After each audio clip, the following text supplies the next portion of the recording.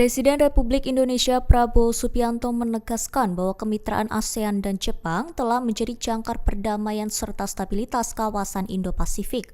Ia menyampaikan pandangan tersebut dalam konferensi tingkat tinggi ke-28 ASEAN-Jepang di Malaysia pada Minggu 26 Oktober 2025. Prabowo menilai ASEAN dan Jepang telah lama menjadi mitra dalam memajukan perdamaian, kemakmuran, dan konektivitas di kawasan Indo-Pasifik. Ia menyebut bahwa kerjasama kedua pihak tetap kuat di tengah ketidakpastian global. Selain itu, Prabowo menegaskan bahwa transisi energi harus menjadi prioritas bersama. Ia menyambut dukungan Jepang dalam pengembangan teknologi energi bersih seperti hidrogen, mobilitas listrik, dan bahan bakar berkelanjutan. Ia berharap kolaborasi tersebut dapat melahirkan generasi pemimpin ASEAN Jepang di masa. Download Tribun X sekarang, menghadirkan lokal menjadi Indonesia.